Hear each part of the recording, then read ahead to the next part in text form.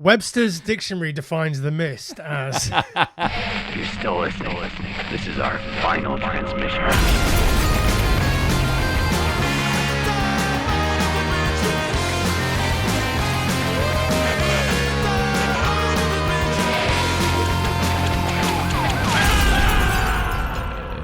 Here, it's the Final Transmission podcast. It's me, Sam Russo. It's Jamie Carruthers. It's one movie per week from the dawn of time until the fiery end of days. Jamie, good evening. How are you? I'm wonderful, Sam. How are you? Not bad. Feel like I didn't nail that delivery, but I feel great.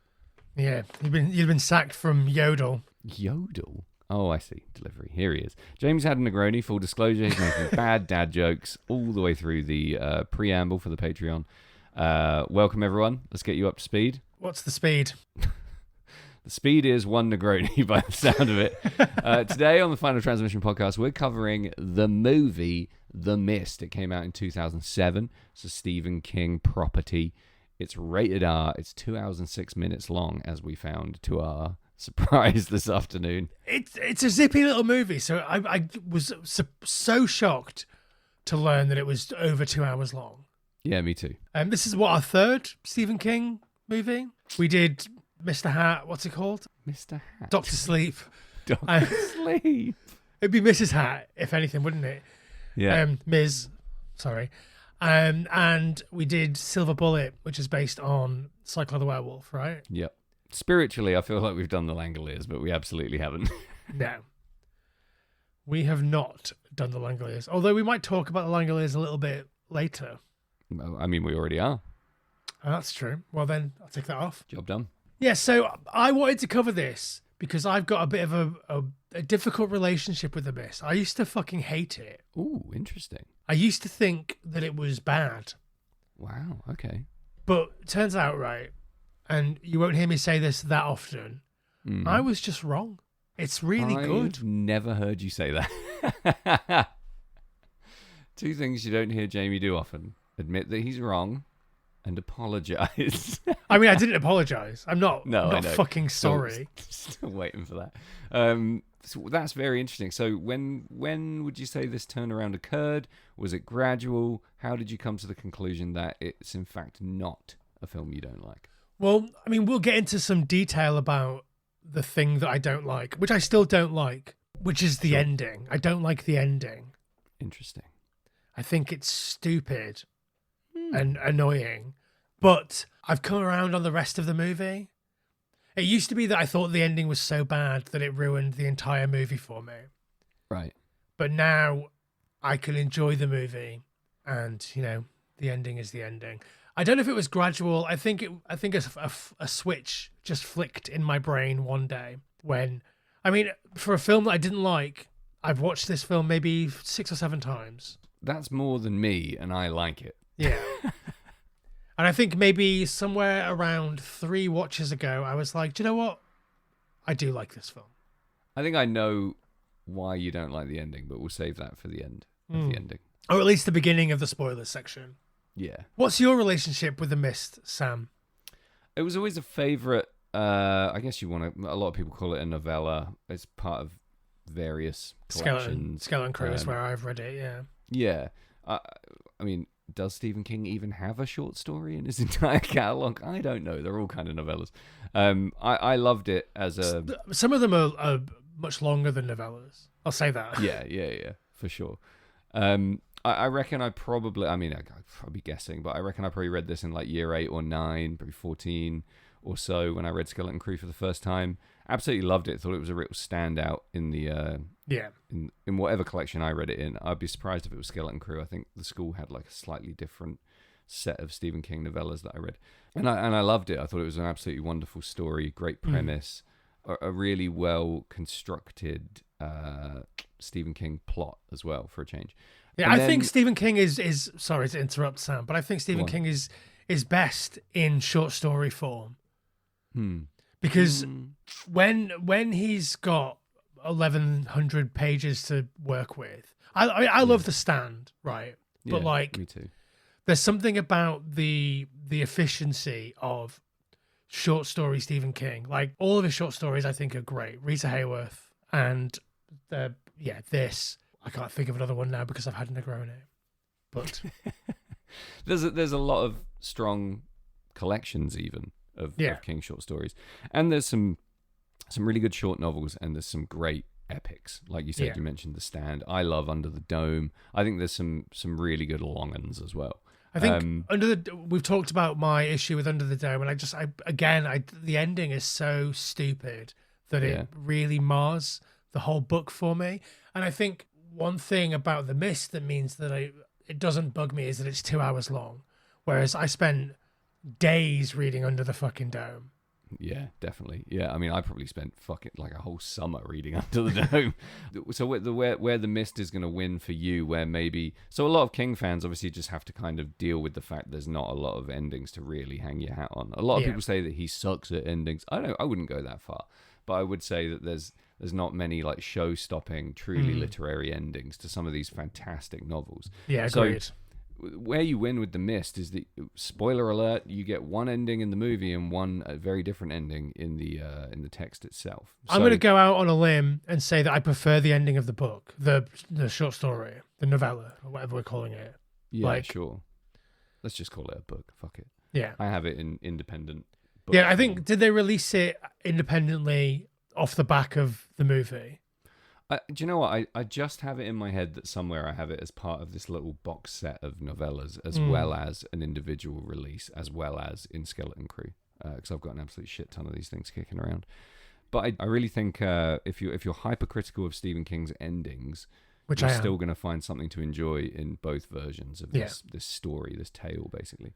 And it's got so many of the hallmarks of classic King storytelling. There's a morality tale, there's religion, there's meaning of life stuff, there's young people and old people contrasted in their views and their behavior, there's big monsters, little monsters, gribbly monsters, cardboard boxes. Monsters, ambiguity, mystery, internal struggle, tragedy. It's kind of got all of it, and there's some humor. So it's not necessarily like a landmark piece of King fiction, but it's one that I think most fans are united in liking.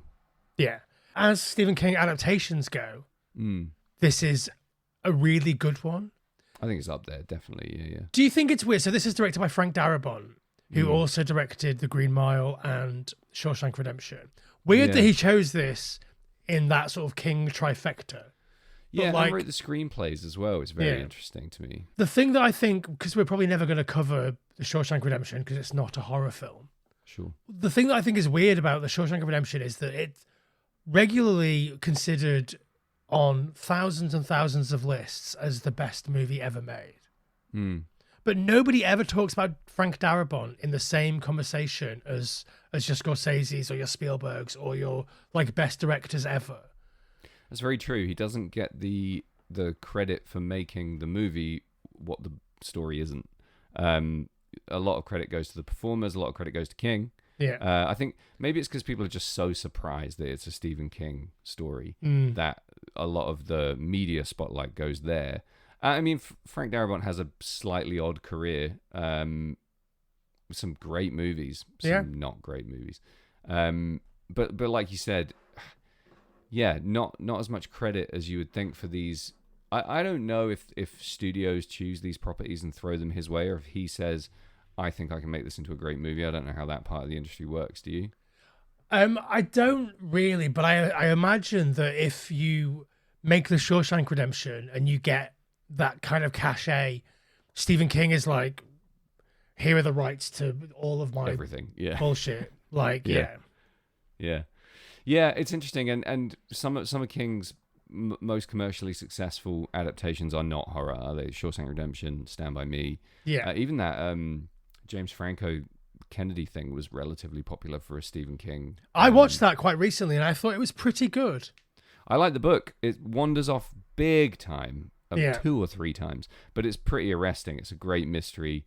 Again, neither of us are going to say anything about Stephen King in this podcast that hasn't been said before, but I think what's slightly underrated is his, not underrated by him based on recent releases, but his capacity for mystery and his ability to conceal things from readers that are really pivotal to to a true understanding of what's really happening in the story. And that's what you get in The Mist, the actual story, and that you don't get in the movie. So whether or not there's a dumbing down there, I don't know. I think it's just that this film has to have a resolution of some kind. It can't end the way the book does. That's just not going to be allowed in Hollywood.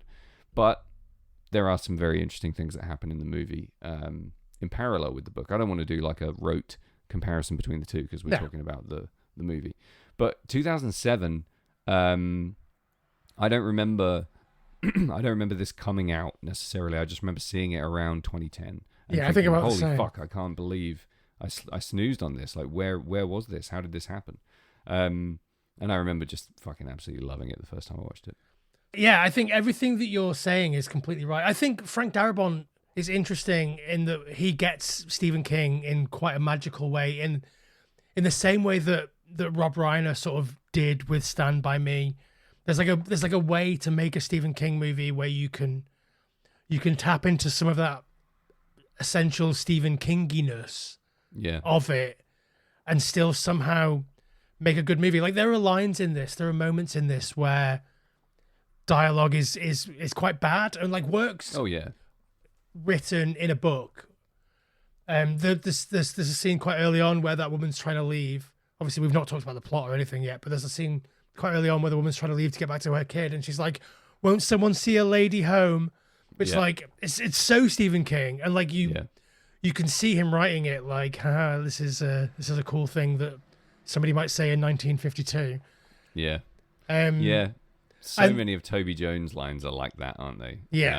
There's specific characters, especially the older ones, seem to have straight up dialogue from the book, or just written deliberately in that kind of hokey Stephen King way. Again, he takes a lot of flack for writing young characters nowadays poorly, and I think some of that is unfair. He's 80 or something, and he's trying to write about iPhones. You know, it's not easy. I don't understand the sort of ferocity of some of that criticism, and I actually think it adds a fun, surreal dimension to some of the dialogue in this movie in particular, that it doesn't feel like it's sitting quite right. It's delivered well, it's not egregiously written and making you cringe, but it just feels ever so slightly off, like a fucking huge mist descending on a town. Only a few directors can make that dialogue work. And like, granted, it's not all the way through, and I think the real standout in this movie is all of the performances. I think all of the performances are really good. I think the nearest thing to a weakest link here is Tom Jane. Wow, fucking hell, Jamie. But like, he's still good, but like, I feel like every single character in this movie got the Wayne's World 2 Charlton Heston treatment. Right. Like the Gordon Street speech. It was like, let's just get the greatest actors we could possibly find who can deliver this stuff perfectly. Yep. Nobody puts a foot wrong apart from, I feel like Tom Jane wobbles a little bit, and that's it. That's really interesting, because my take on the cast is that it's a feast for B-movie fans. It's a feast for character actor fans, and there is some jank stuff happening. But really, I feel like it cruises on by because you get the feeling that everyone's A, having fun, and B, working at pace. It doesn't feel like this was a slow, ponderous production. It feels like a lot of this was banged out. I feel like it's for B-movie, my money in a good way. B-movie stars bringing their A game. It's B's bringing their A's. Movie. Yeah, it's great. Yeah. B's bringing A's and a B. Yeah, super. Yeah. All right, Sam, why don't you give us a synopsis? And then you've had a couple of weeks off snopping. Drop this on me, why don't you? So give us a synopsis, and then we'll take a break, and then we'll come back and get into some absolute spoiler news. All right, okay. Here comes a synopsis by Sam Russo on the film The Mist, book review style, year 9. Welcome to Maine, I assume. Webster's dictionary defines The Mist as... Maine is a place on the east upper or in America. Maine. Town. Fog. Mist. Mist, yeah. Shopping center. People inside. Friction. Tension. Monsters. Escape. Thomas Jane. Yeah, did you just read the keywords? No, the IMDb keywords. It's a Maine town.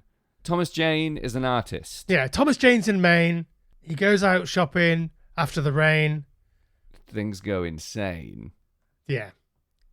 I like that he's painting and he's channeling the gunslinger, and he's painting all these scenes from King Lear. That's an interesting nub. Well, so he's painting. Obviously, he's painting the gunslinger.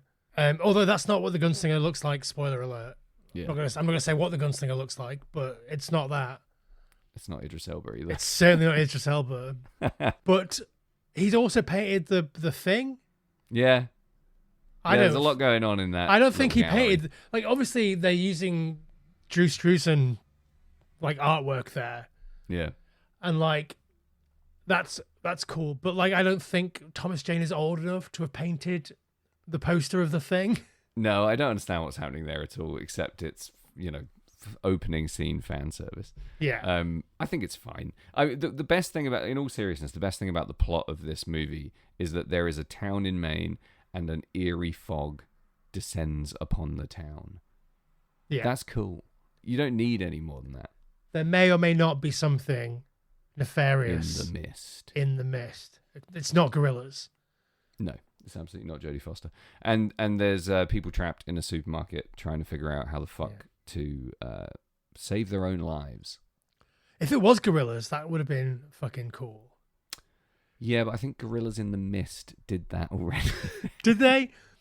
Yes. Were I the think gorillas that's coming out and grabbing bag boys from the back of the... grabbing the Shermanator. Yeah. All right, why don't we take this break that we've been threatening, Go on. come back and get into some spoilers. Break.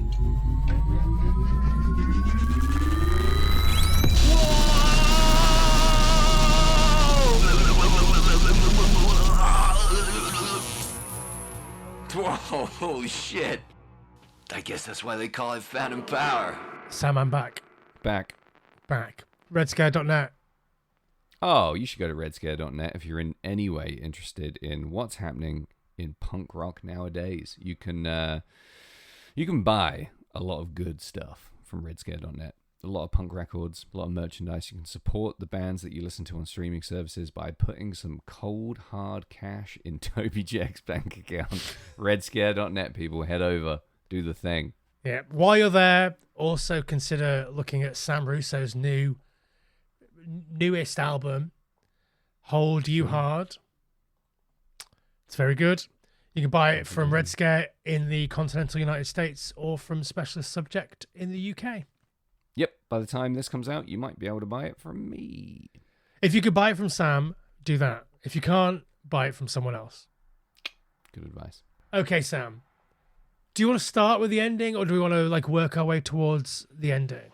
Let's wend our way to the ending, shall we? So my first note is that Andre Braugher, is that how we pronounce his name? I'm going to say yes. Is such a dick in this movie. He's such a prick. He's in Brooklyn Nine-Nine, that guy. Yeah. He's your favorite Brooklyn Norton. Nine-Nine police chief. I don't know what he is. He is the chief, yeah. Raymond Holt. Captain Raymond Holt. Yeah. He is a dick in this, but he nails it because he has these affectations that work really well. You know, the lip licking, the posture, the arrogance that doesn't go as far as overperforming and over-egging the hubris, but he sort of oozes douche. Yeah. Oozes douche is a horrible image in my brain. Tough shit, bud. Do you think that Tom Jane is being an asshole about the Audi or the BMW or whatever the car is? I don't. I think he's being earnest. Is he just smug because he's Tom Jane? Is that the... yeah, I don't think it's a smug Jane. I think he's delivering some great King dialogue there as well. Who describes a car as cherry in 2007? Yeah. Nobody. But it works. It's great. So first things first about Mr. Jane. He is dressed immaculately in this film. What a great shirt. Yeah. If I could pick out his boots, I'd be like, those are the boots that I want to buy. Do you know what I mean? That's Is he wearing I can't remember what kind of boots. He's wearing Chelsea boots or something, isn't he? I feel like they're Timberland-esque. Oh, okay. Chunkier. Yeah. Yeah, I mean, he's living that rural Maine life. He's obviously competent with a fucking, he's outdoorsy but artistic, a classic King trope. He looks fantastic in this. He's at the absolute top of his game. Yeah, I'm so grateful that he's painting Stephen King book covers rather than writing Stephen King books. He's fucking superb in 1922 as well. Let's not forget, in terms of other King properties that Tommy Jane might not be remembered for, as well as some others. The second he comes on in this, I think you're excited that he's your protagonist, he's your main guy, and you're going to get to stay with him for the duration. You think? I feel like he's been undercut by his like spoofy role in Arrested Development. Yeah, I mean he's had a mixed bag since 2007, a little bit before. That Predator movie was a real weird one. A lot of strange choices and portrayals. Which again, Predator like movie was he in? He was in the one in the fucking suburbs. The Predator, yeah. The Predator, yeah. I've only seen that once. I thought it was fine. Me too. I saw it at the cinema. Shane It Black's was script. fine. Yeah, I just wanted way less of what he was doing, but more of him. Very difficult hang for a Jane fan. Yeah, I know, hard to describe. Less about that. I just think he's fucking cool as hell in this, and I like him a lot. I like his character in the book. I like how it translates, because I feel like he's a very different take on the protagonist in the book. And I like looking at him. He's just such a solid, good-looking dude, and I love his facial acting. I know he can be a little bit wooden. He's maybe not as mature and seasoned as some other character actors of this ilk. I'm sure you'll have some hot takes on who you would replace him with in the casting chair, but I do think he's bringing something pretty special to this role. My main issue with Thomas Jane is that he looks exactly like Christopher Lambert. Who's Christopher Lambert? He was in The Highlander. He's the Highlander in Highlander. Oh, good lord. Yeah, you're right. There's Yep, okay. Pretty similar, yep. It's like, it's the same face and also the same kind of acting. Tom Jane's better at it, but like... Yeah, a kind of wooden intensity. Yeah. Like a... I don't think The Highlander holds up, do you? I didn't enjoy it at all. I loved it when I was a kid. It was one of those, I'm too young to be watching this movies, but I watched it last year and I was like, what the fuck? I thought it was dreadful. I think that Tom Jane is fine in this. He has some moments, even in like some of his really emotional moments, like towards it in the ending. There's a moment where he like lets out a yelp, and it's like, that's a bad yelp. We should have took that yelp again. It's his grief at the end is hard to criticize, but also hard to enjoy, because he's supposed to be portraying some kind of shock, right? He's obviously experiencing something that nobody really watching this film can relate to, because if you've gone through that in your life, you don't want to watch a film about it, I don't think. I mean, I did it 2 or 3 times and now I'm done. Like, now you're done, yeah. Actually, that ties in with why I don't think you like the ending of this film. Well, because I killed my entire family in a... Exactly. Yeah. So I think it's tough. It's a tough one to dissect, because he's going through those emotions in isolation, in a pretty close, intimate way in the shot. And I feel like it's probably quite an organic take. I don't think he's going to have gone through that multiple times. So you get what you get. And I think his ability to portray shock is a numbness and a sort of strange, almost canine trauma. And I think the way he does it is ultimately quite endearing. I don't think it's a fucking Oscar clip, do you know what I mean? But I actually find it pretty convincing, given his character, what he's been through, and what we know about how Thomas Jane does those scenes. Yeah, I think 80% of it is perfect, and there's just like a little 20% yelp that I'm like, I just wish we could have just took a run at that again. But if we took a run at that again, maybe we would have lost that other 80%. So I'll take it. The town is so realized. Obviously, we only spend basically the entire time in one, the bulk of our time in one location. Yeah. I believe the entire history of this town, all these people know each other, but not really. But like, they all have preconceived notions about each other, and they all have, it all just feels like a real place with real people in it. And that is incredible, with just like bits of dialogue here and there. Yeah, it's a piece of King magic to me that you have your Derrys, your Castle Rocks. You know, you have these places that you literally feel like you've been to, that you've lived in because you've read them so in such detail. And this is a feat of that kind of storytelling because we don't see jack shit of this town. No. Like you said, it's obscured by a quite heavy, deadly mist for the entire movie, pretty much. But we get everything we need to know in a really high and tight amount of time, from character interactions, from expository dialogue that doesn't feel too forced, and from really, really solid chemistry. Yeah, King is the master of writing small towns, in my opinion. In the horror genre, at least.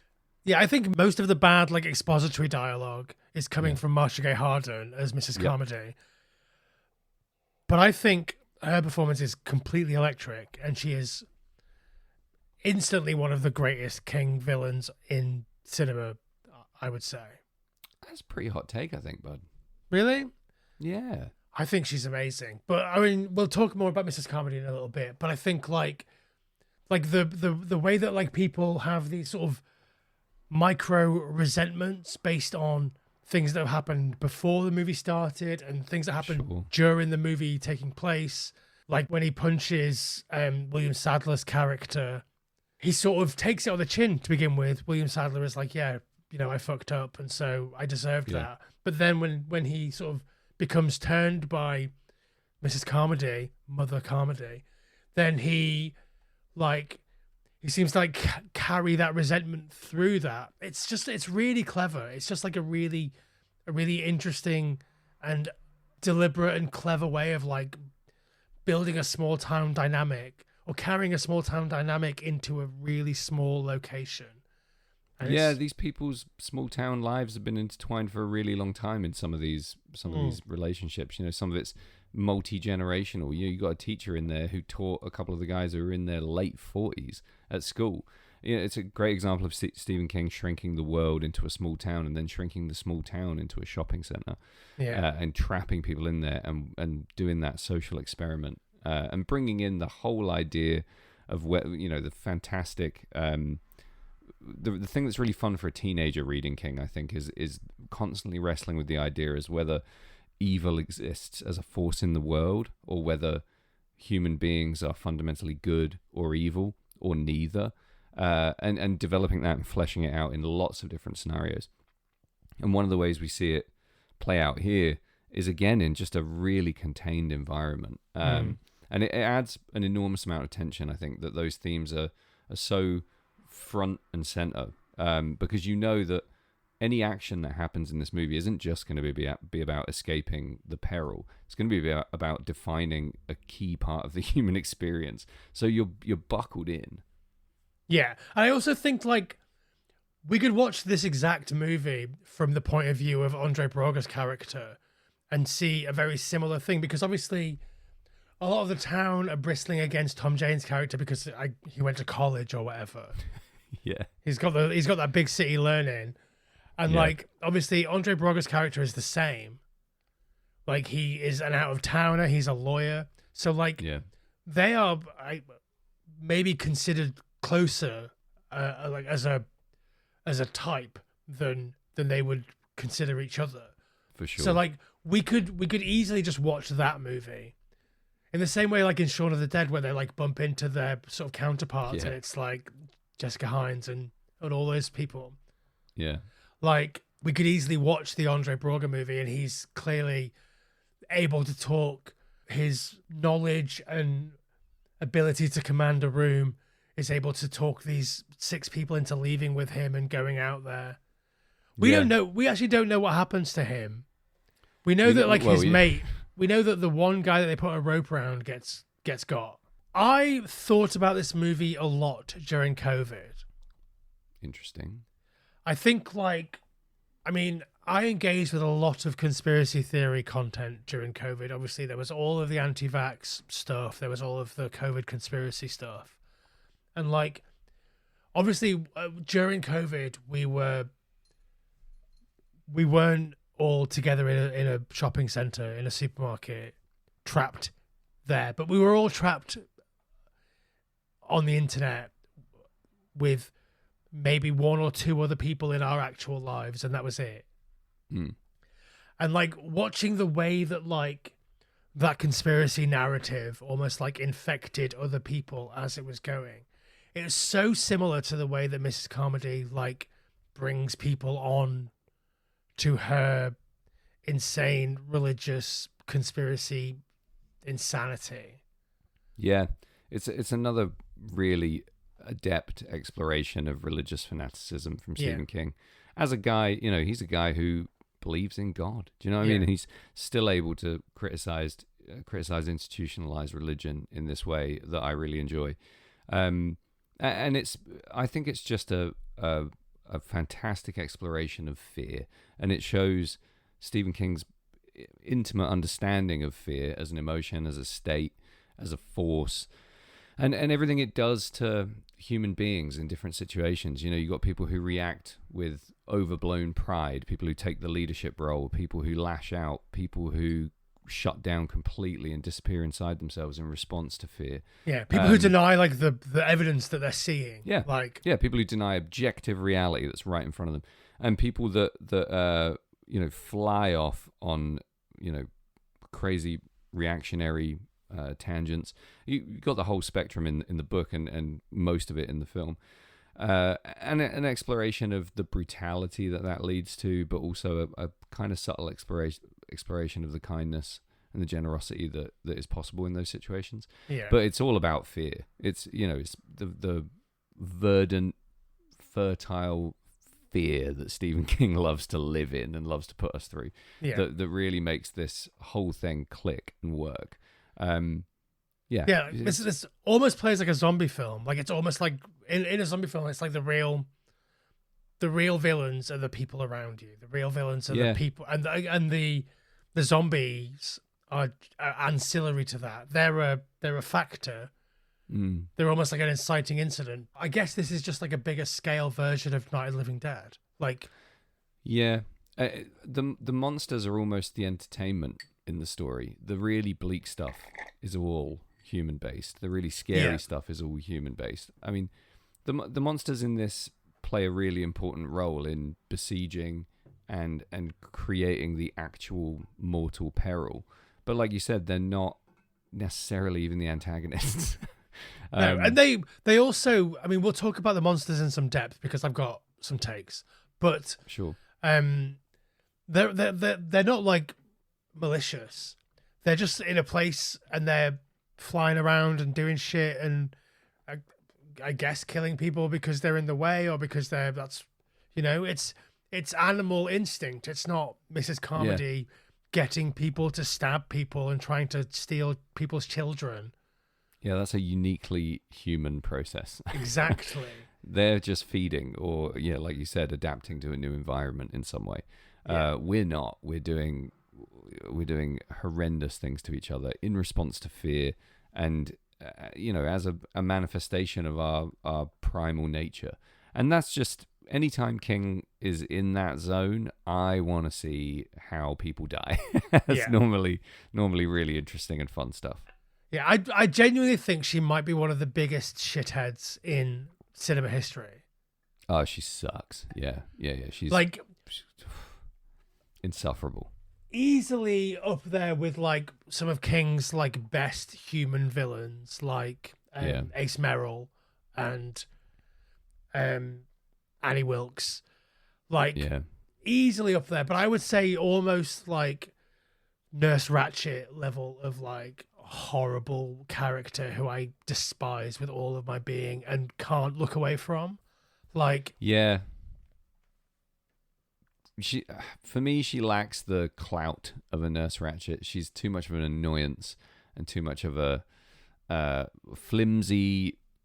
Like everything that she's doing and saying and everything that she believes is fairly dismissible to the vast majority of the, rational, the people who manage to maintain their sense of rationality. But it's, it weeds out the people who are prone to fanaticism and prone to needing quick and easy answers and solutions to very big and complicated problems. It's a great literary device. It's a great filmic device. I think Marcia Gay Harden does deliver a strong performance, but I don't love it. It's not. I just can't. It's another one of those difficulties of reading something and then imagining the person on the screen. I want someone a lot older, really, and I sort of struggle to have her fill the shoes of the person that I pictured when I read the book for the first time. But she does. I think she's yeah. amazing. I think she's really good. Yeah, And, like, maybe it's just a personal preference thing. I guess it's not really for me as a I performance. think maybe I had forgotten reading the story when I first watched this.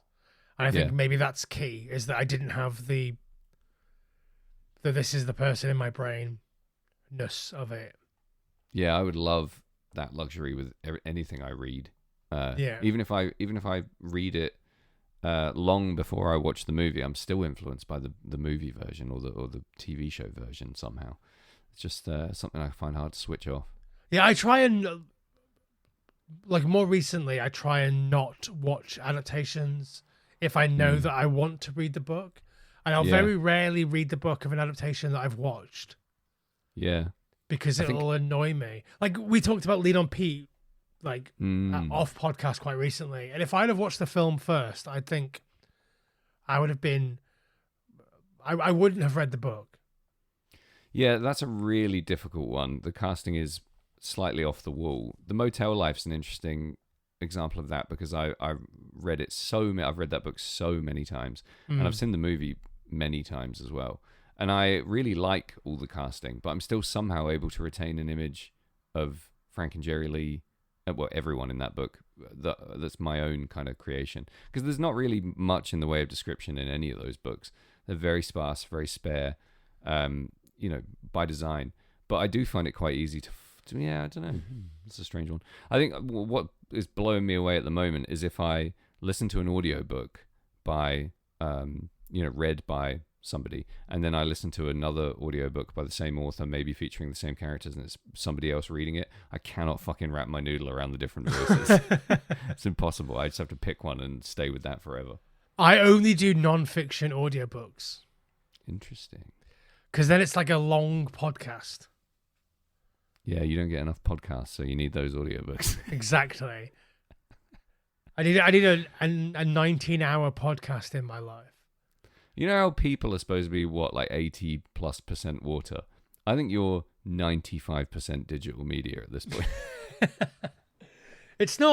You're not wrong. Yeah. Look, I do 4 podcasts and 3 movies a day. That's normal, right? Everybody does that. That's more than I do in a month, I would say. If I stop listening to media, I will die like a shark. Yeah. You're the... That's the what digital like shark. if a shark stops listening to a podcast, it dies, right? That's how that works. If a tree falls on a shark in the woods, does it... Is it stop listening to a swimming? podcast? Yeah. Yep. A weird thing that I noticed on this watch, right? And I don't know if you're the right person to talk to about this. Do you remember Most in definitely not. 2007 there was Nope. an early iteration of what we would now call a meme or a viral video of a person being very upset about the way that Britney Spears was being treated by the media, and No. and crying in a one shot that was uploaded to, I guess, YouTube or whatever. I guess YouTube was the only video social media platform at that point, or the only Right. video platform of note, and screaming into the camera, "Leave Britney alone!" So that came out in 2007, came out in Right. September 2007, right? The Mist came out in November 2007. So Mm-hmm. soon enough that they couldn't have taken that and weaved it into the context of this movie. But the scene where Mrs. Carmody is in the toilet talking to herself or God or whoever is shot identically to that Cara Cunningham video of her like screaming about how badly Britney Spears has been treated by the media. I And don't know that- what to tell you there, bud. I guess maybe Frank Darabont's a massive Britney fan. I don't know. But like Frank Darabont, I feel like because that came out, that was filmed and released in September of 2007. and this came out in November of 2007, they didn't see that and go back and reshoot a bunch of the movie. They were already Maybe they definitely did. in editing at that point, because like it's only a very recent thing where like movies are being edited Yeah. up until weeks before they come out, because we have Yeah.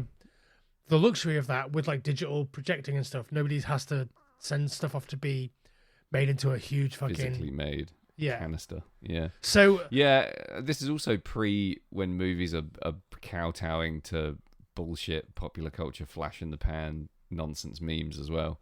exactly. Just one of those crazy cosmic coincidences, bud. Like I wonder what was in the zeitgeist that was like. I mean, all of this movie is shot very close. It's all really sort of Dynamic. yeah, dynamic. It's not the word I'm looking for, but like it's shot in this really dynamic way. It's really sort of like fluid Mobile. camera, mobile. Yeah, that'll do. And like, but it's also you get this. Everything is shot like fairly close up, so you get this intense like claustrophobia, and you feel like you're in an enclosed space, even though obviously a supermarket is quite a big space, but in the context of 40% of a town being in one place, it's probably going to be quite crowded, and it's shot in that way. And I guess like when you're centering like characters or like people in these videos, as we sort of now do all over social media, then that sort of close up like shot is the only way to really do it. And like maybe that's the zeitgeist thing, is that like the sort of documentary style that this movie is shot in, and the way that viral video, like Your media brain is truly a marvel. There's an intimacy to a lot of the shots in this that I think is born of the aisle layout of the entire place. There's some good movement around those aisles. There's that great action sequence where Toby Jones is trying to get a clear shot on one of the monsters, and he's having to go around all these aisles and skidding around, and all of that's very fun. And all of it draws in this proximity where people are able to kind of camp out in different areas and be surrounded by different objects and have a sort of distinct feeling and sense of place within a small, a very small environment. And it gets maze-like at times, which is, again, very fun, very clever. It's just the perfect setting for the perfect social experiment movie about good, evil, and, whatever the essence of humanity is.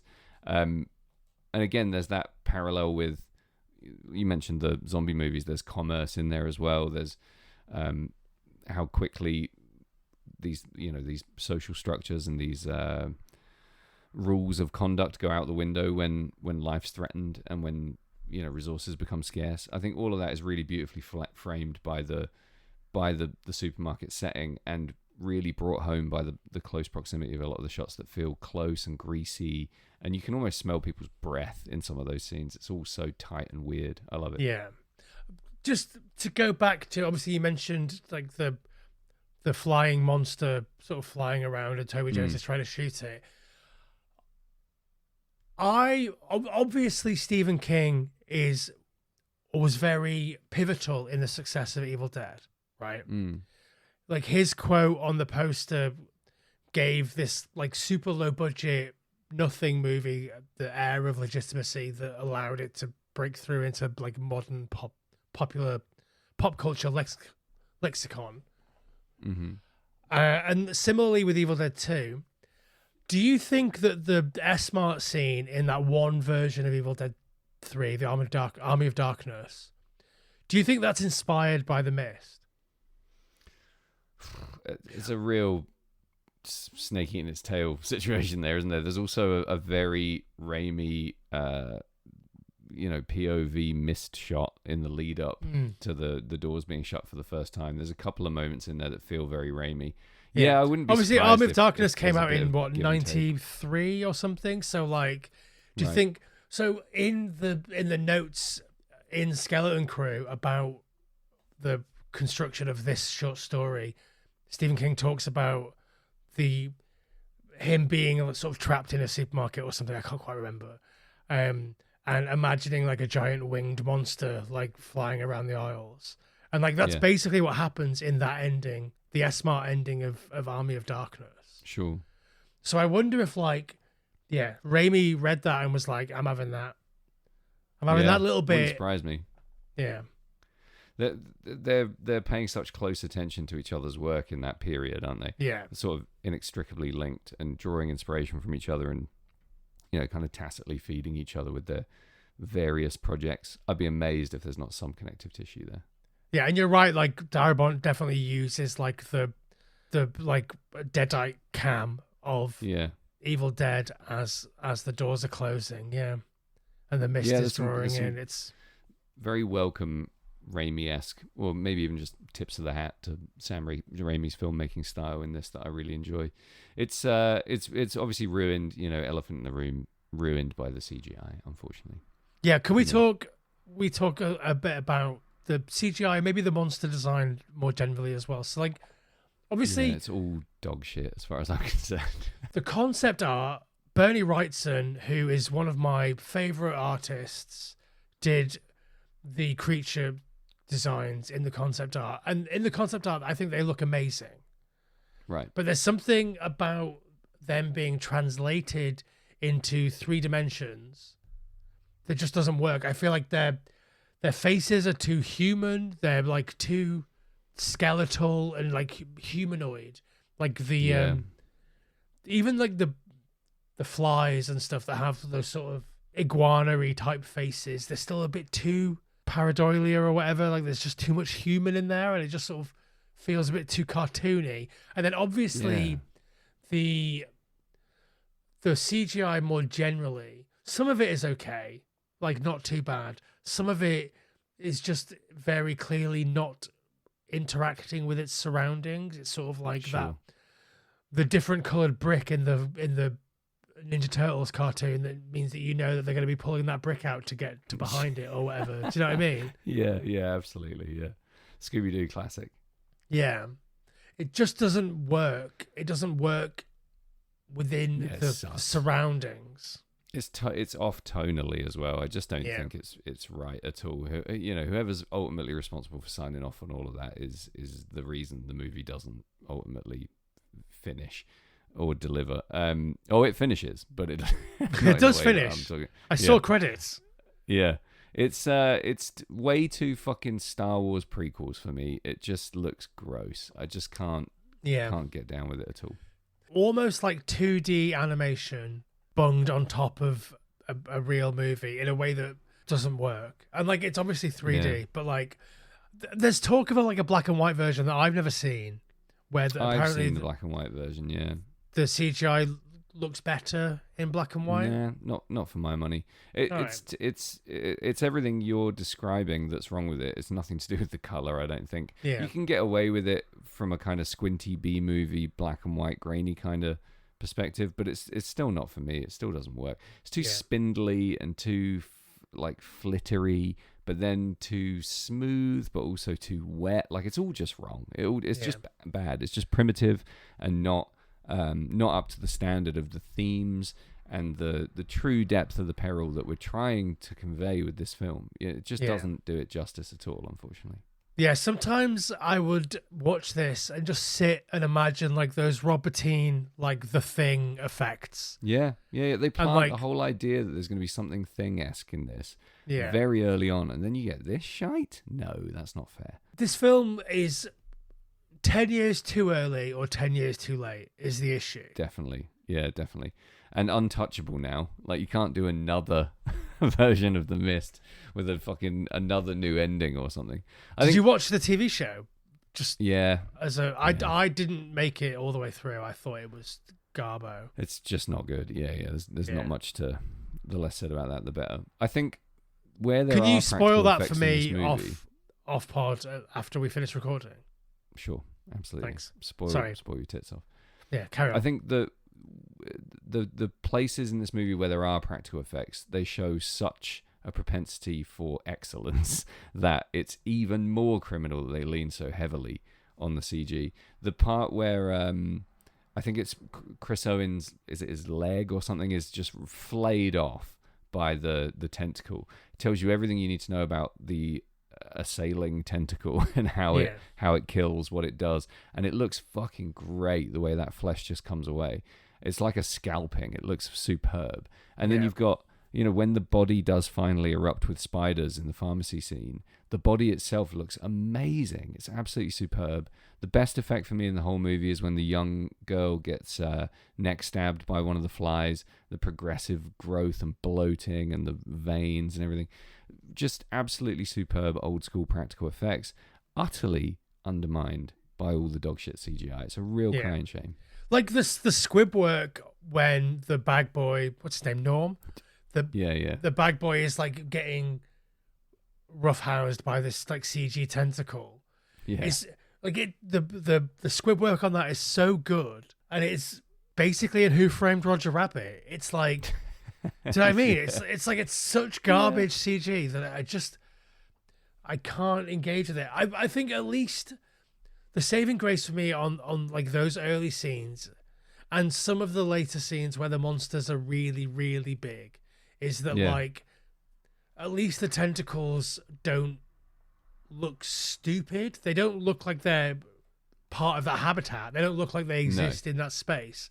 And I wonder if maybe that was how they like reconciled it to themselves. It's like, well, yeah, of course they would look out of place. These are tentacles in a supermarket. They're literally from another dimension. Yeah, I get that. I can suspend my disbelief enough to buy a fucking misty tentacle, but not. But like the way that they're lit is wrong. Is the issue? The way that that's the problem. And like maybe you can delude yourself into thinking that it's okay if you're they work the guy better in black and white. Yeah, for that reason, I think. But like the tentacles themselves, I think they look fine because they're just tentacles. Whereas like the flies and the spiders just kind of look stupid to me. They just kind of look. They're just bad. They're not scary either until the pharmacy, when you find out that they can squirt like acid fucking web, and you can die of like crazy fucking elephantitis bloat from one little prick. Obviously. I think Chris Owen's death is cool, but only because it's him. I think Chris Owen is underutilized. I don't know what the fuck happened to his career off the back of American Pie, but it did not go well as far as I can see. I really enjoy him on screen. I think he had so much scope to be a greasy character actor with a lot going for him. But his death is confusing because he's ultimately unlikable. We know that no one's hanging their fucking hopes and dreams on how he looks, but he's a hapless fuckwit, basically. And him being the first to go is interesting to me. The bag boy being the first one to go. I think Thomas Jane sums it up really well when he says, he's a kid, he's dumb, what's your excuse? Like, there's a great little confrontation there. Yeah, I love that scene. I think that scene plays out perfectly. The fact that, like, they're all like, oh, Tom Jane, you're such a pussy. Why don't you just let this guy get killed or whatever? And he's like, and then he's dying. And he's dying and he's trying to help him. And everyone's just like, oh, I'm so scared I can't help. Yeah. It sort of subtly plays into like the rest of the movie and the dichotomy that you get between like Myron and Bill Sadler's character when he becomes like part of the comedy set. And it's just, it's really clever. And like the idea that like these two characters sort of douchey territorialness of like their class status within this town and their status in this town more generally becomes the sort of the fundamental like schism between who they choose to align with and what happens as a result of that. It's just that's really clever scene. yeah it's great that they bonk his head on the shutter on the way out as well, because you get this idea that it's a little bit funny but not funny enough to make you laugh, and it's also indicative that they're not afraid of a real low blow in this movie. They're not afraid to really add insult to injury. So yeah, it's a great setup scene. I really enjoy that every time. The scariest scene in this movie for me is the rope stuff. When the biker cowboy man goes out with Andre Braugher and the gang. And that crew, yeah. I feel like the pulling and moving around of a rope is infinitely scarier than literally anything a CGI creation could ever do. Agreed. And seeing his lower half of his torso dragged across the car park. 5,000 times scarier than seeing what happens. It's great. Just like the rope coming back with blood on it is. Yeah. This is real, and you feel that. And even like the rope whizzing off and them sort of getting rope burns on their hands and having to like quickly improvise things so they could hold on to that. It's just like that's clever and that's real, and you feel that as a visceral reaction to the pain that they're feeling, but also to the emotion of that. Like you can that's something you can absolutely empathize with, whereas like a fucking spider with a man's head, like who cares? Yeah.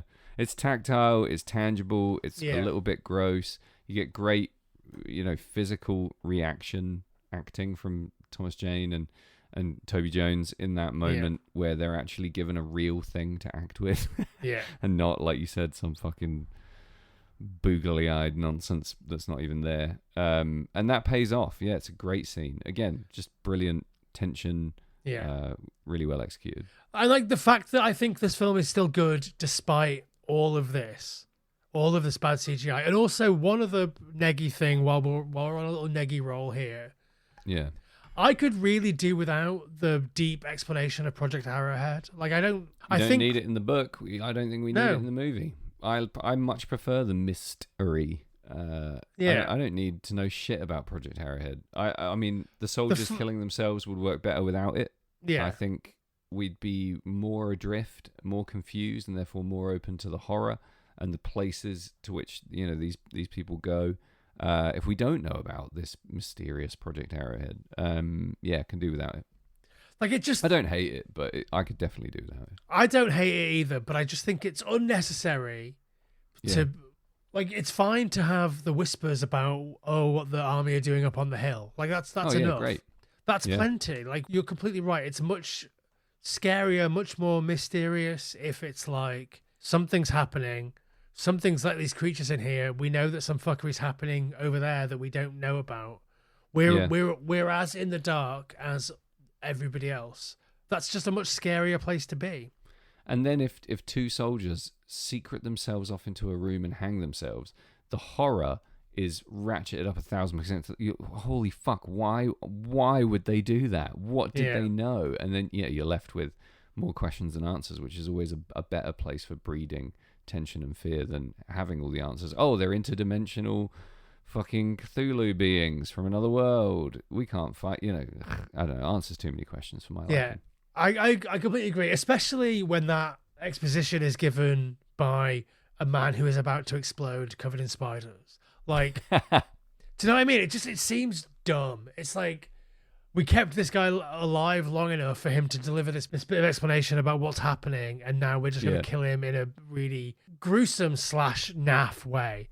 Like, it's the same as the squib stuff with Norm. It's like the stuff that's happening to him in reality, in 3 dimensions, is great.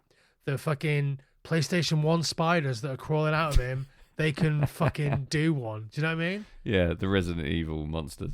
I don't want to get too far ahead of myself, but it's basically my whole summary is that a movie has to be really fucking good to have this much dog shit CGI in it and still come out as a movie that I A, enjoy, and B, have rewatched a few times. Yeah.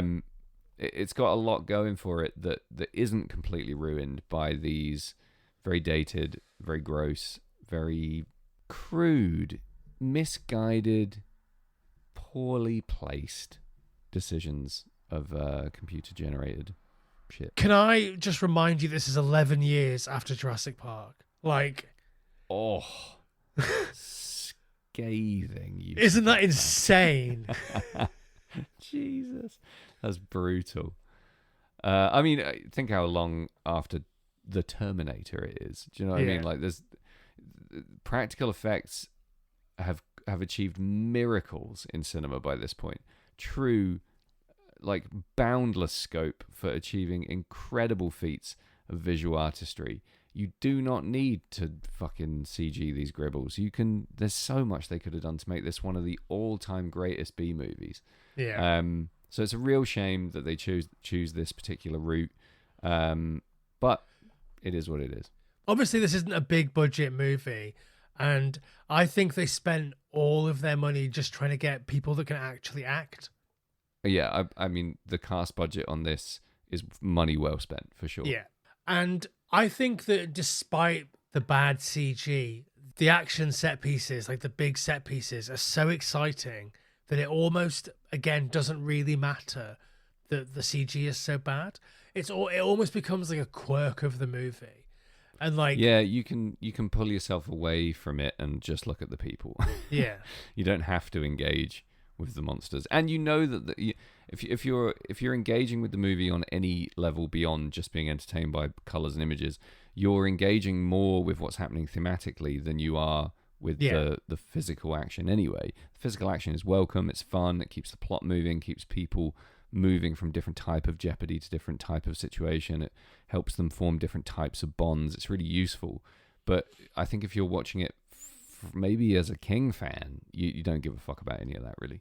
Yeah, I think like ultimately this movie is about people under intense duress and forced into a situation where they wouldn't always be. And so like even when these big set pieces happen with the CG and the monsters and stuff, you know, given how long we've spent with just 40 people in a supermarket, that probably we're going to be back in just people town soon. Yeah, so definitely. Yeah, you can sort of let it skate by on that alone. Yeah, think of what the fuck is it called? Spike Thorns. What's the movie in the gas station with the little Splinter? Think about the hours and hours and hours we talked about how phenomenal the creature effects are in that movie. Yeah. That movie didn't have the budget that this did. That movie wasn't based on a Stephen King property. No, that movie wasn't directed by the person that directed the #1 greatest movie Shawshank Redemption that anyone's ever seen or whatever. Exactly. Yeah, top of every list, top of every collection. You know, you've just fucked it, really, haven't you? Like, when was Splinter? It was probably fucking before this as well. Unbelievable. I think it was around the same time, I would say, 2000, mid-2000s at least. Yeah, so shoulda, woulda, coulda, but still, whoops. Yeah. Why don't we talk about the ending? Okay. Have you got anything else to say that's not about the ending before we get onto the ending? Do you enjoy, in this movie, do you enjoy Laurie Holden's performance? So weirdly for me, the fact that they remove the frisson of like sexual like dynamism between Amanda Dumfries and David Drayton, Yeah. and the implication that they've been having an affair, the fact that they remove that from the movie in favor of them becoming like a family unit makes some of the Mrs. Carmody stuff not make sense.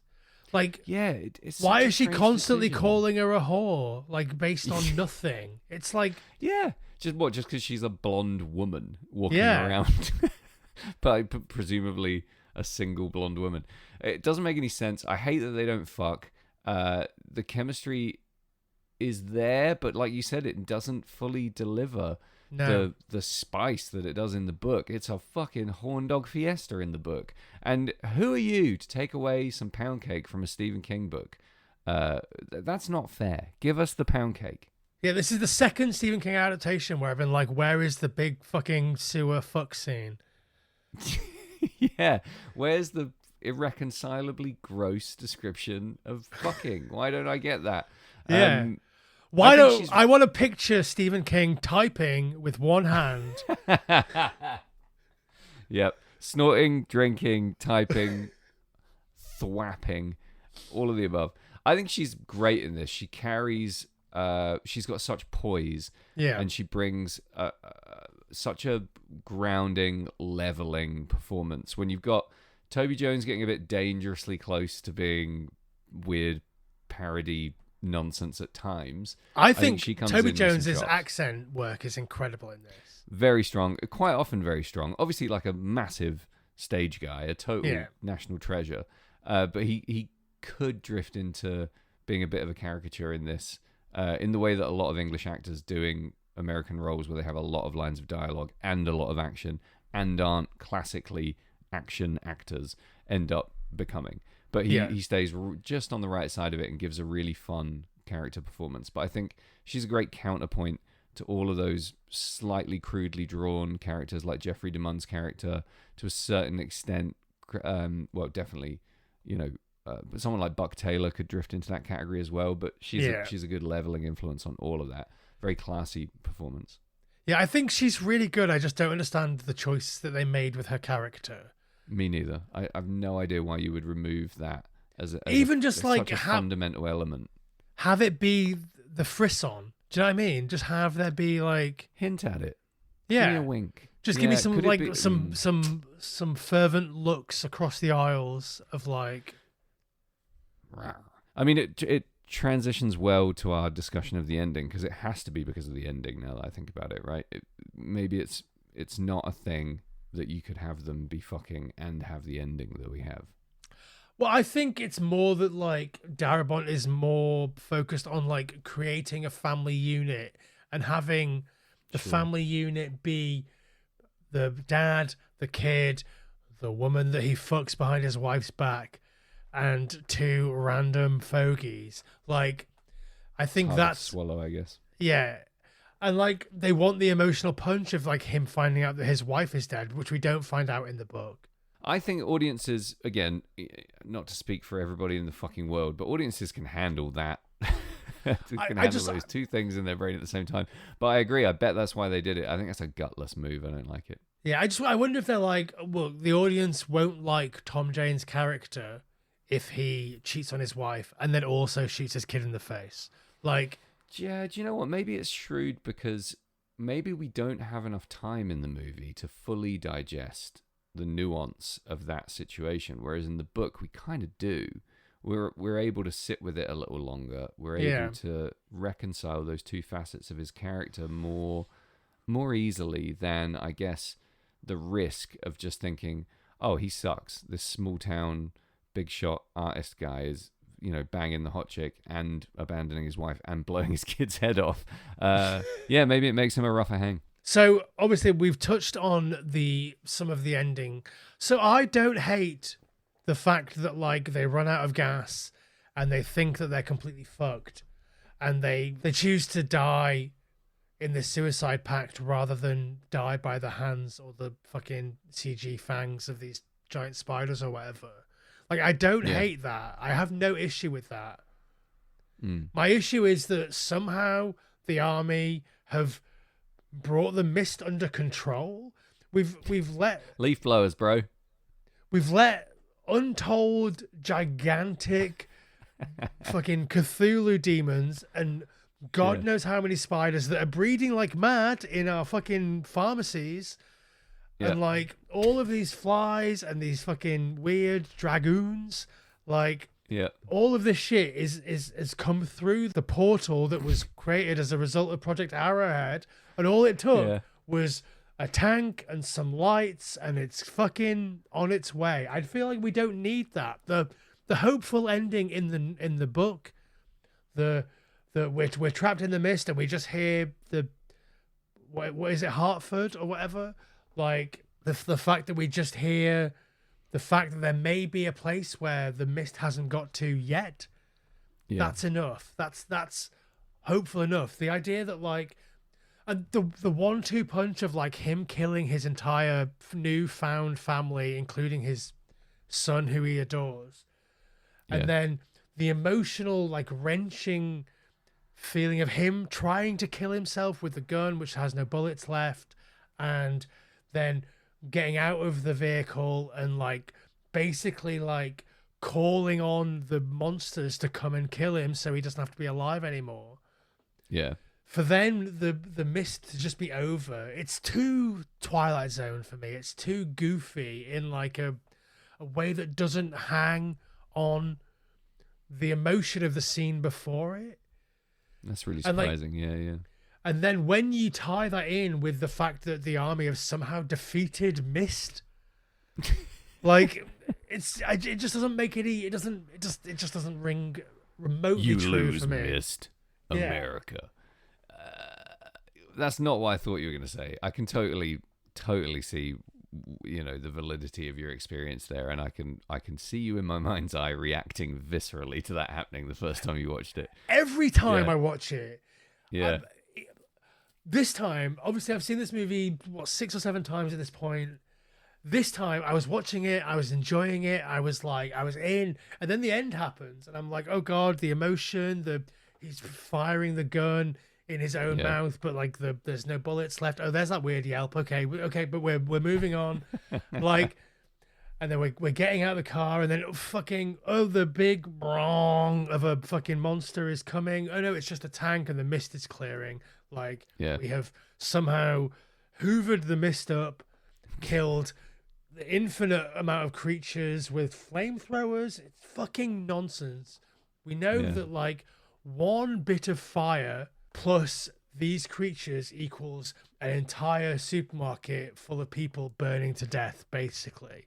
So like the idea that like, oh, it just doesn't make any sense. It doesn't ring remotely buy true it. to me. Yeah. It's an interesting one. What did you think Yeah. my reaction to the ending was going to be? I thought you would take the ending as it is, and just kind of enjoy the brutal, punishing bleakness of it, and I would go as far as say the bravery of it. I think it's quite a brave choice to completely change the end of a Stephen King property and make it so much darker than Yeah. than the original. But I love the darkness of it. It's the goofiness Sure. that follows that's the issue for me.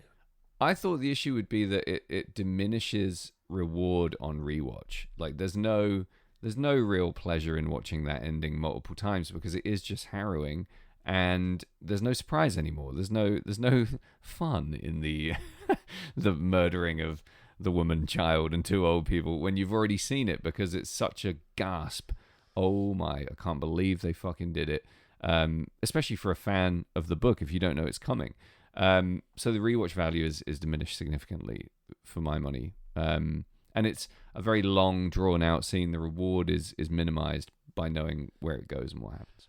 I can imagine somebody watching this and being like, I'm so in love with all of these characters and I believe that they're real, that maybe somehow it'll be different this time.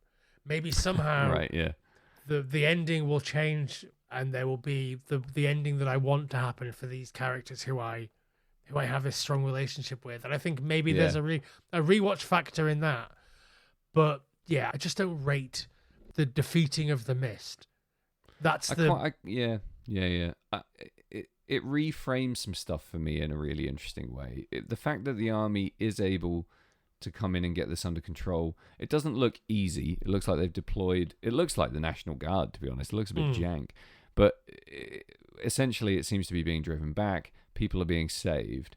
That puts everything that's happened in this movie. It's very dramatic. It's almost melodramatic at times. It's also kind of soap opera-esque. It makes it all quite futile, and it almost casts a bit of shame on a lot of people's behavior. If they had kept calm and carried on, if they had just sat tight, if they'd have left when the woman did at the beginning, they'd have all been fine. And that's they'd have ran through it, yeah. The one saving grace of the ending is that like that woman survived, and we get the look of like, I'm here with my children. Where's your kid, David? Oh, there he is. Yeah. Oh, but I quite. has he got some? I like that. Got some ketchup on his face or something.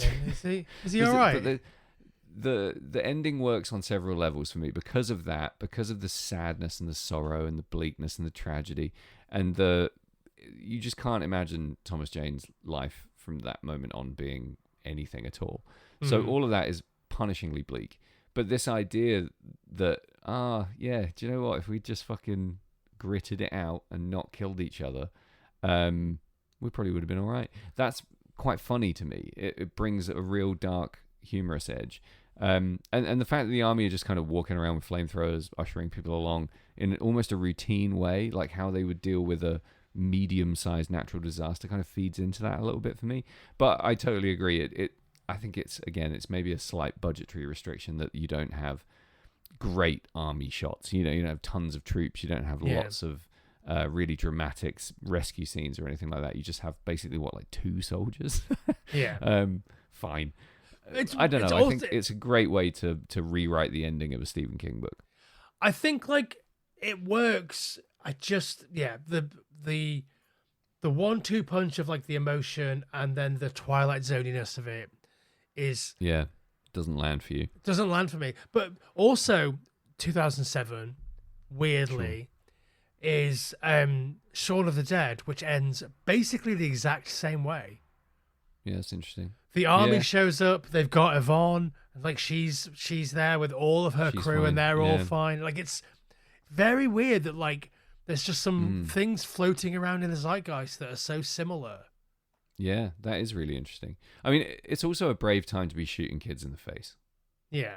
2007, it's not a given that you can just pull that off and walk away. But because of lots of things happening in the world, it's just not where I expected it to go. I remember watching it and thinking, fucking hell, that's brave. Yeah. That is, because the kid is fantastic in this. Great actor. Yeah. So endearing, so lovable, so vulnerable, so...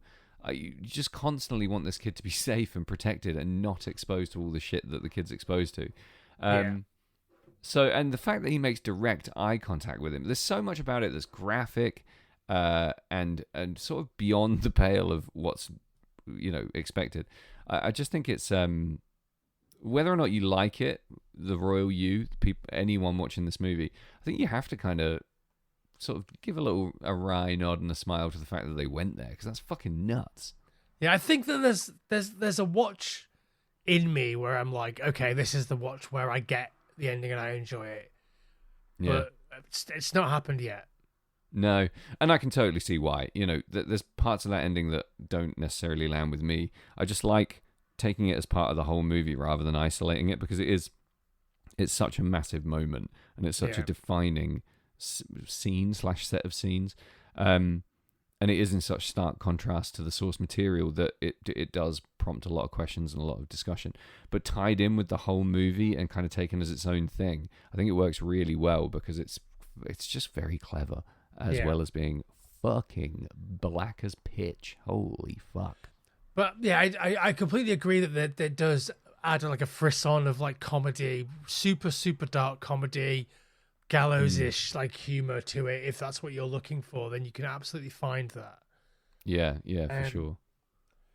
All right, Sam, have you got anything else to say before we go to break? Buck Taylor's in this film, and he's really good, and he's in lots of great westerns, and he's cool as fuck. That's all I wanted to say. That's true. That's all true. Great stash. Yeah.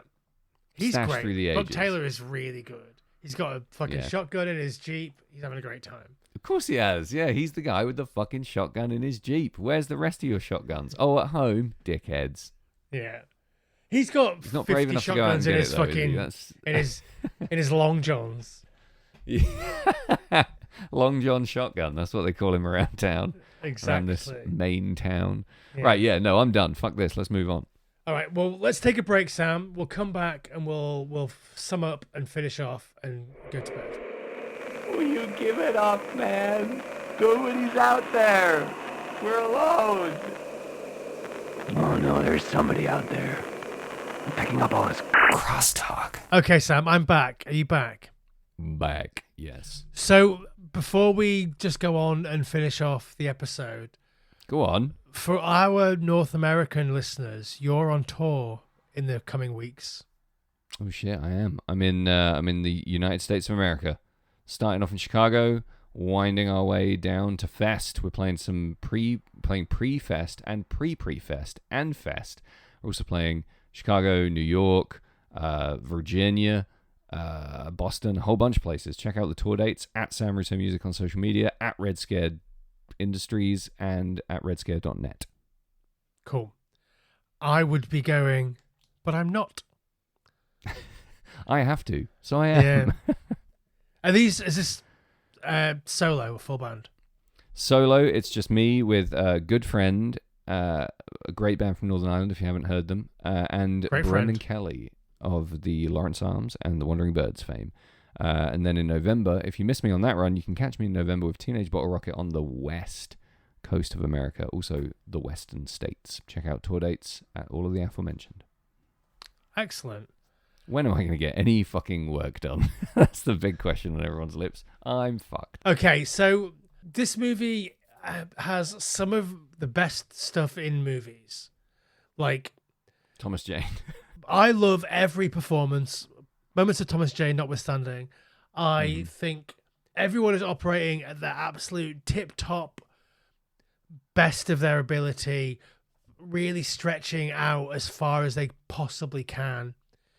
People who historically have given really good TV performances are able to just the magic of Frank Darabont, I think, and like the unsung genius of this director is that he can pull real performances out of everybody, and they are true to the Stephen Kinginess of the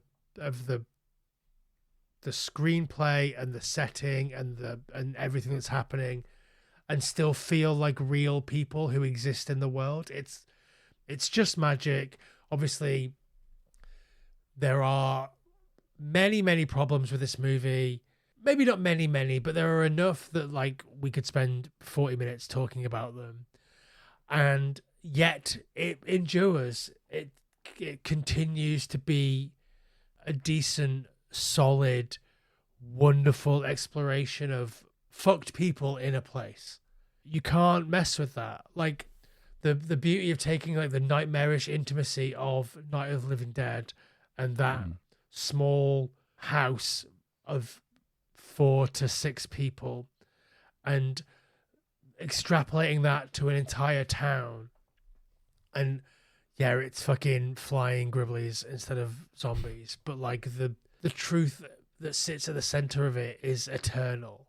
And I think young me was so blinded by the shit CGI and the fact that I find the ending so egregious, that I failed to see the real sort of beauty that was sitting in front of me.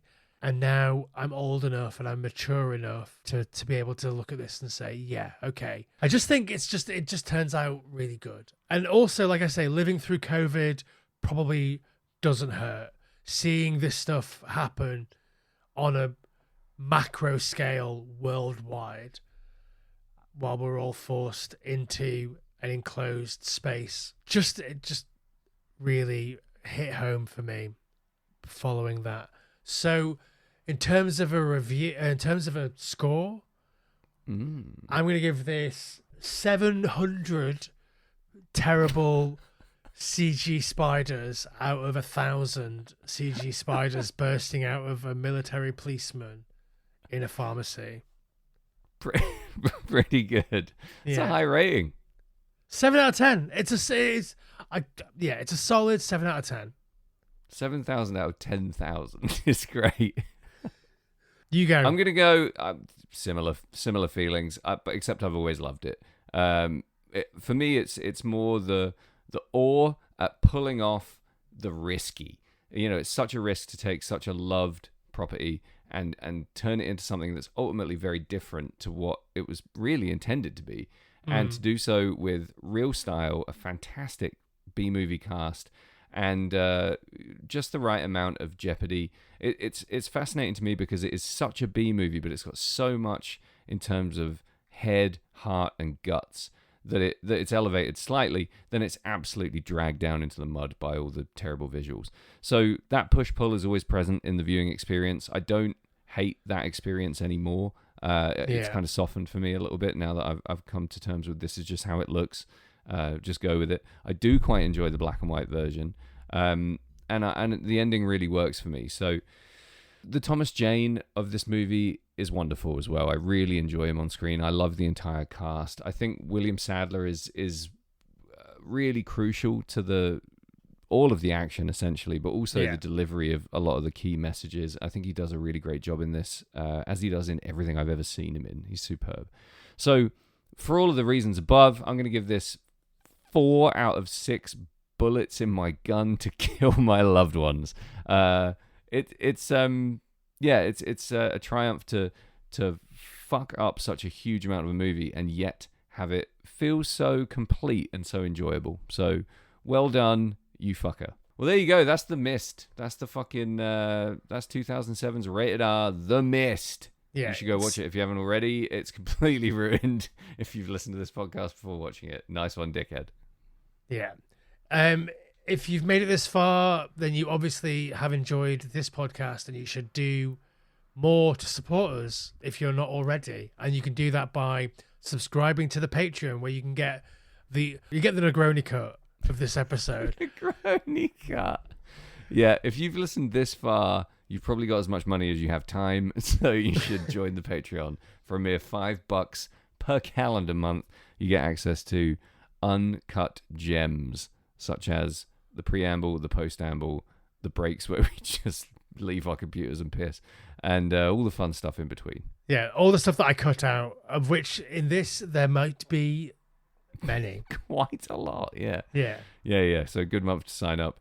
You can follow us on social media. That helps too. Rate and review at FT Horror Show. Tell your friends. Join the club. And choose to spend your time with us on the Final Transmission podcast. Yeah, and we'll see you next week with another review of another movie. And I am interested to see what Sam's going to think of this one. So Me too. We'll see you. To see what you think, because I don't even know what it is yet. Yeah, you do, but you forgot. But that's okay. But we'll see you then. Well, you'll hear us then. Yep. And yeah, cool. Bye. Yeah, cool. Bye.